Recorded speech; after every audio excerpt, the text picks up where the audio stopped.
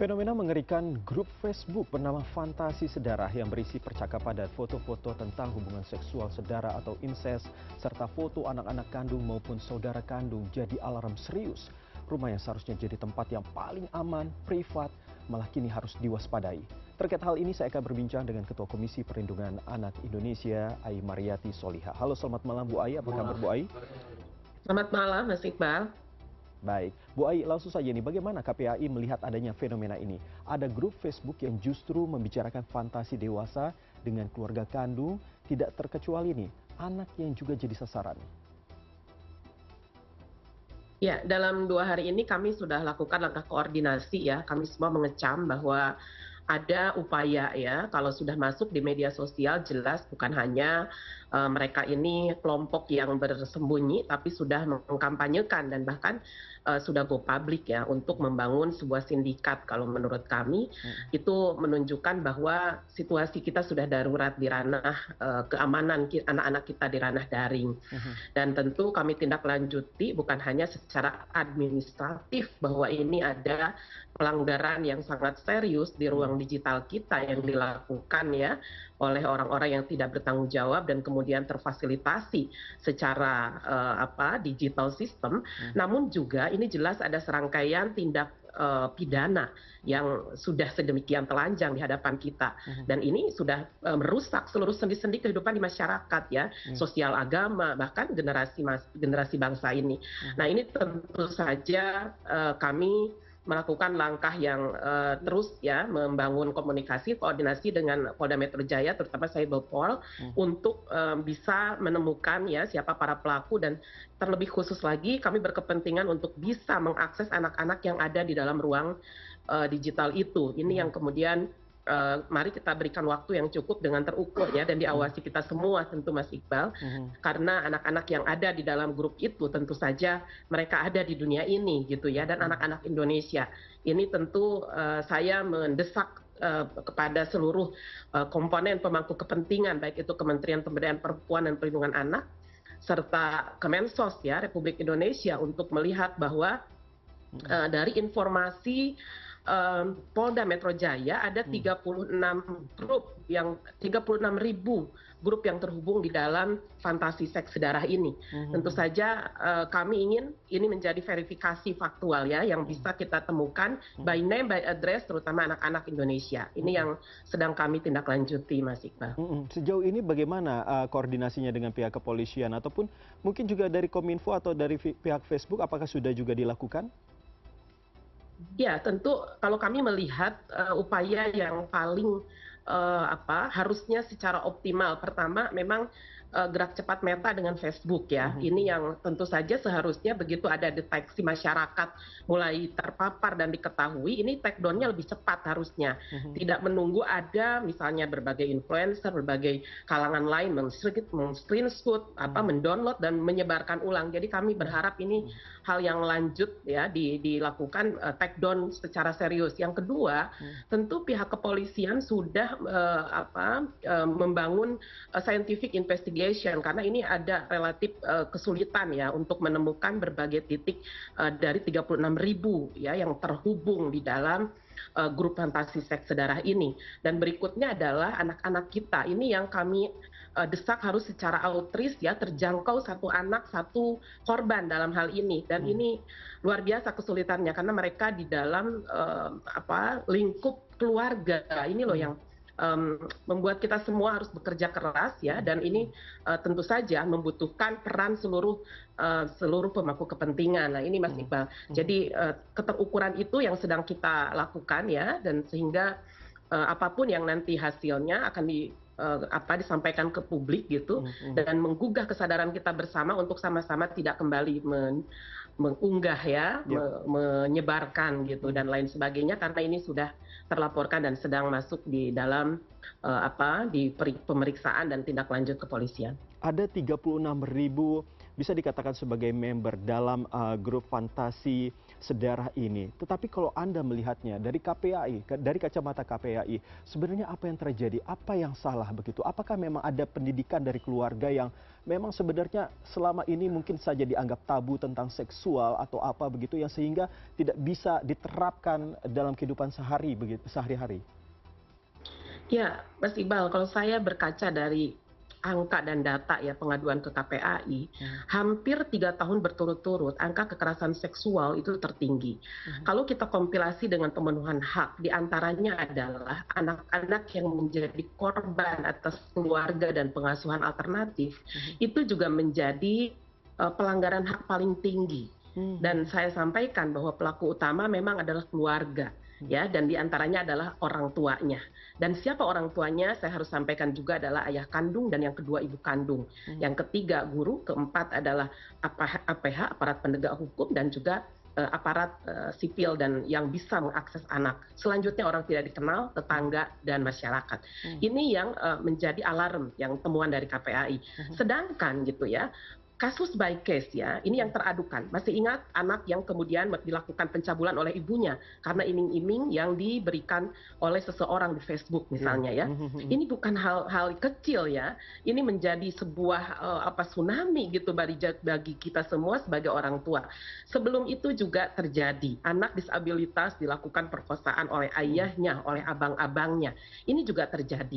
mhm, Nah, ini menunjukkan bahwa ruang eksploitasi atau kekerasan seksual di dalam keluarga ini belum diimbangi dengan sex education yang itu mhm, basisnya adalah keluarga. mhm, mhm, Sehingga ini selalu ditibankannya itu lembaga pendidikan, iya, lembaga iya, masyarakat, atau mhm, pemerintah. mhm, Ternyata yang harus dimampukan adalah keluarganya itu sendiri. Kalau dirunut dari awal misalnya ada Binwin Catin gitu ya, mhm, seseorang bimbingan calon pengantin untuk masuk menjadi keluarga. Apakah ini juga terpapar dengan sex education? mhm, Kami menyoroti itu yang pertama.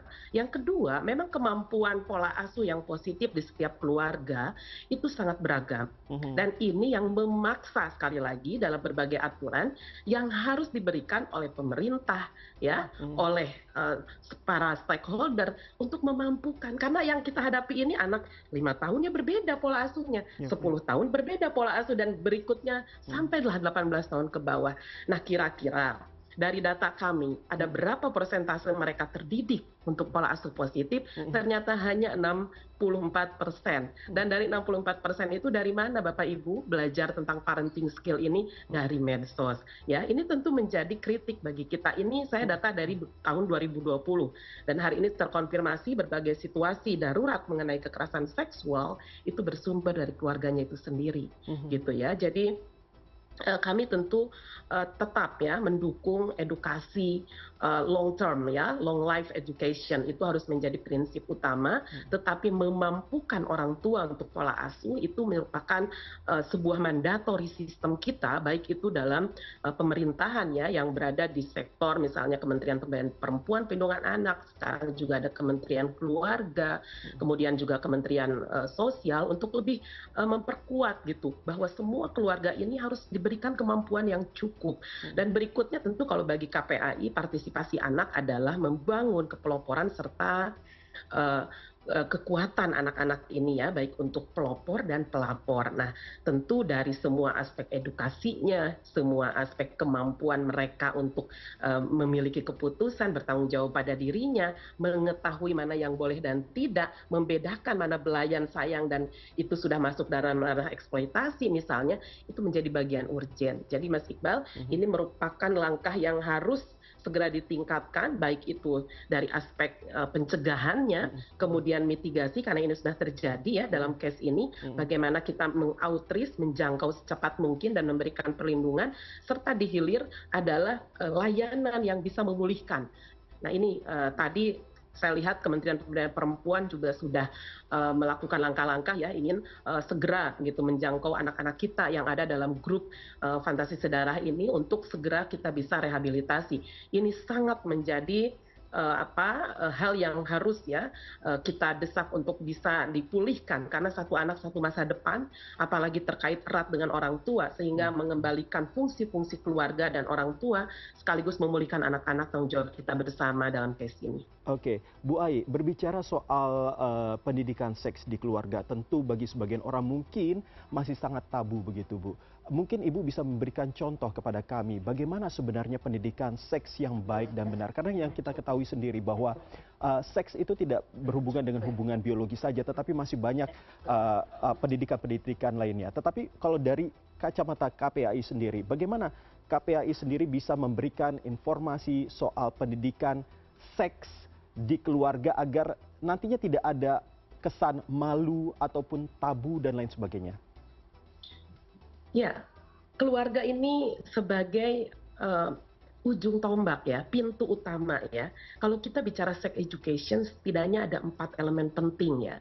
Ini memang penting sekali membuka bahwa mindset kita sudah bukan soal tabu dan tidak ya, tapi karena pendidikan ini sangat dipentingkan untuk anak-anak. Yang pertama yaitu hal-hal yang mendasar terkait dengan ketubuhan ya, bagaimana dia merawat, dia membedakan ini punya laki-laki dan perempuan, dan ini membersihkan gitu ya, untuk membuat sebuah kenyamanan dalam tubuhnya. Ini yang paling urgent pertama, dan itu pasti orang terdekat adalah ibu ya, kalau tidak ayah, kalau tidak nenek gitu.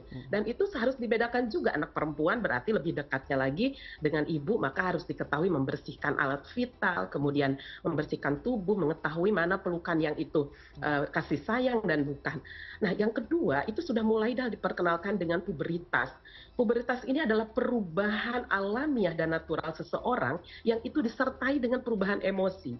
Misalnya kalau secara umum ya, dia ada perubahan, kok dulu saya dadanya tidak besar sekarang besar, itu disertai juga dengan edukasi yang memberi dukungan sejalan bahwa ada hasrat perasaan kasih sayang ya, ada perasaan nyaman dengan seseorang dan lain sebagainya. Dan tentu saja perubahan-perubahan yang itu bisa mendorong gitu ya, seseorang bisa mencintai gitu, kemudian berfantasi ingin terus bersama dan lain sebagainya. Maka kita juga mengenal akil balik, perempuan ditandai dengan haid misalnya, dan laki-laki ditandai dengan mimpi basah. Berikutnya itu soal relationship, Mas. Nah, ini relationship ini bukan soal pacaran saja, tapi dia perlakuan dengan di bawahnya usianya, dengan yang setara, dengan di atasnya. Nah, soal ini yang paling mendekati kesulitan-kesulitan berkeputusan ya, bahwa boleh dipegang tangan, boleh melakukan tindakan yang mungkin di luar itu, yang tidak boleh adalah hal-hal yang di luar batas karena ada konsekuensi kehamilan dan lain sebagainya.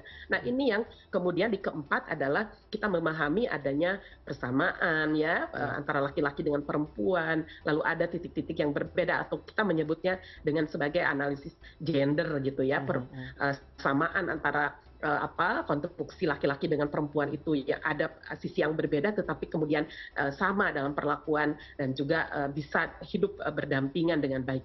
Nah, tentu saja 4 elemen penting ini bisa lebih diturunkan lagi pada pola asuh yang seharusnya sudah membuka tabir antara mana yang bersifat aib dan malu gitu ya, tidak pantas gitu, dengan hal-hal yang sejujurnya ini adalah justru pendidikan gitu bagi seksualitas yang itu kemudian membimbing anak untuk memahami dari awal ya. Nah, dari tadi yang paling dasar, kemudian menengah gitu ya, kemudian bisa membedakan mana itu relationship dan bukan, dan tadi ada penghormatan atas identitas seseorang, fungsi-fungsi reproduksi dan lain sebagainya. Tentu saja ini yang tadi kembali di awal, Mas Iqbal, ada kemampuan ya bagi orang tua untuk memiliki kemampuan memberi pola asuh, untuk memberi dukungan ya, dan juga memberi semangat gitu kepada anak-anak kita, sehingga dia pemahaman seksualitasnya tidak sempit hanya hubungan seks misalnya, tetapi juga diawali dia memahami fungsi ketubuhannya, kemudian dia juga memahami apa itu puberitas dan kecenderungan-kecenderungan dia untuk merasakan ya emosi gitu dan fungsi-fungsi reproduksi. Lalu berikutnya adalah keputusan-keputusan di mana dia harus melakukan relationship, misalnya berhubungan misalnya dengan lawan jenis gitu ya, secara pertemanan, persahabatan, dan keputusan sampai mana misalnya akan melanjutkan ke jenjang yang perkawinankah dan lain sebagainya. Jadi memang saya kira sudah saatnya ya Indonesia memiliki pengetahuan cukup mengenai ini sejak dini, kemudian juga sejak remaja, dan apalagi ketika masuk fase perkawinan. Nah, ini semuanya itu di ranah hulu pencegahan ya. Ketika udah di tengah, kita butuh konseling, kita butuh pemahamannya sudah level bimbingan psikologis, maka perangkat ini yang harus sudah disiapkan. Ya, jadi kita pun di dalam level keluarga itu ya bukan berarti mapan dan sudah selesai tidak ada masalah, tapi silakan berkonseling ya, menjalankan bimbingan sehingga dampak-dampak untuk memberikan dukungan pada anak-anak kita dalam keluarga itu terjadi gitu. Bukan kemudian kita merasa sudah mapan nih, sudah mengerti ya, udah berumah tangga cukup lama misalnya, tetapi inilah yang menjadi langkah bersama supaya penguatan di dalam rumah tangga itu lebih kontekstual sesuai dengan perkembangan zaman, dan pada hilirnya adalah juga kebutuhan pemulihan tadi, karena situasi dan kondisi tidak ada yang bisa menjamin, dan ternyata data di kami adalah pelaku kekerasan tertinggi adalah orang terdekat dari anak-anak kita, sehingga inilah yang mengharuskan kita semua ya di dalam sebuah kolaborasi sistem besar, terutama membangun dan memastikan anak-anak kita akan menjadi generasi emas di tahun 2045, yaitu dengan efektivitas semua seluruh sektor, terutama ya memampukan keluarga, kita semua masyarakat ya, kemudian juga kementerian, lembaga pemerintah yang itu harus dengan segala terobosan inovasi memberi dukungan kepada seluruh pemangku kepentingan ya tadi di banyak tanah keluarga, masyarakat dan lain sebagainya, untuk sama-sama memiliki frekuensi dan kualitas di dalam pengasuhan anak-anak kita secara positif. Baik, Bu Ai, semoga apa yang tadi sudah Ibu sampaikan bisa membuat kita semakin terbuka, terutama terkait dengan pendidikan seks di kalangan keluarga terdekat terlebih dahulu, terutama bagaimana pola asuh dari orang tua. Terima kasih Ibu Ai Mariati Soliha,